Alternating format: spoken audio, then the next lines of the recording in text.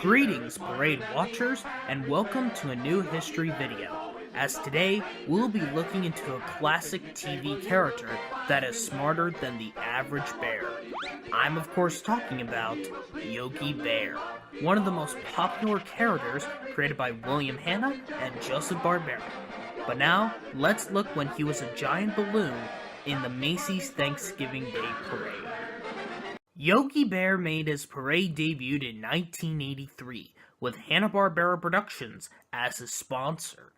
The design is just a generic design. That's all I can say. In his debut, a little animated segment was made for the Hanna-Barbera float, where Yogi, Boo Boo, and the rest of the Hanna-Barbera gang have to clean up Herald Square for the arrival of Santa Claus. And what was Yogi's reward for Santa?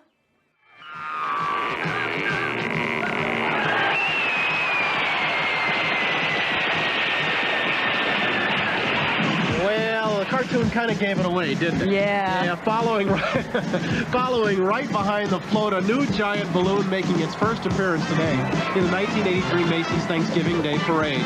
It is, of course, Yogi Bear. The balloon, as well as the Jellystone Park float, are furnished by Hanna-Barbera. You want to do that again? Go ahead. Hey. I don't think I can get the job. Wasn't that bad? Look, 65 feet tall. And I guess you really get out of the way when this thing comes down. How long does it take to make one like that? In this case, it took 10 months. And are you ready for this? You want to know how much paint is used on Yogi? You want to hear a lot of things? Yeah. 30 gallons of brown paint. 30 gallons? 30 gallons of brown paint. Light brown, green, and white paint to bring Yogi to life. You can hear the handlers down below. They must think he's heading for a prize fight or something because they're going, Yogi, Yogi. But they are proud. 30 handlers down below helping a new float get underway. And it's his debut, too. Oh, yeah. Not bad at all. Welcome, Yogi. Hi, guys. Good job. He's flying high, too. You know, I think that maybe the pressure helped out with the helium. Yeah, in Manuela. In fact, Yogi's flying better than some of the veteran balloons in this parade. They were having a tough time down there with the street lights and the traffic signals. Well, we were watching a couple of yours. Underdog and Bullwinkle both had a rocky start. They were fine when they got up here. Yeah. But, you know. And now here's Macy Mouse and Honey Bear riding in on the colossal Christmas wagon. And in 1984, he was talked about twice. One was from Pat Sajak at the parade starting line at Central Park West, and the other was at Herald Square from Bryant Gumbel.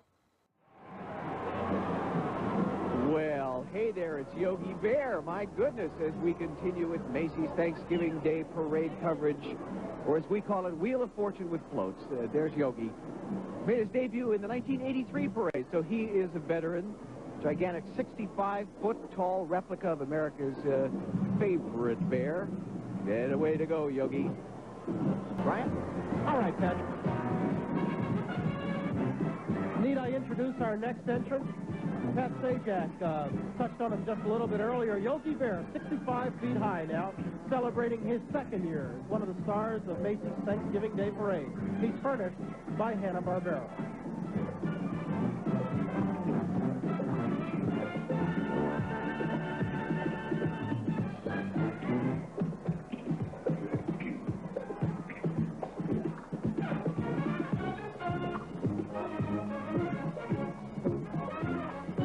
He appeared again one more time in 1985. And if you don't believe me, there he is. As I said, in the flesh, or in his balloon skin, I guess. Yogi always looks forward to coming this parade, and the parade watchers always look forward to seeing him. No winter hibernation for Yogi. Now, this is rumor. Every Thanksgiving, he gets up early, and he goes out on the street with the other balloons and have their own pre-parade party. I don't know if that's true, but I don't want to be the cab driver who runs into a giant bear in New York City. Of course, New York cab drivers, that's probably happened several times before. Anyway, it's great to have him back at our Thanksgiving party here, and we thank Hanna-Barbera Productions for furnishing him.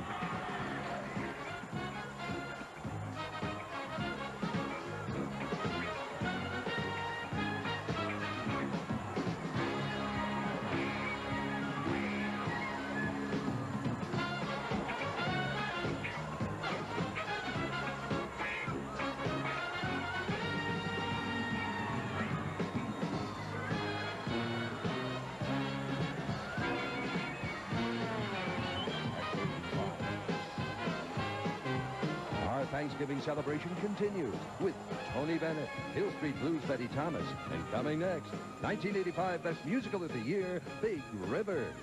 After the 1985 parade, he was retired, making the mandatory appearance of 3.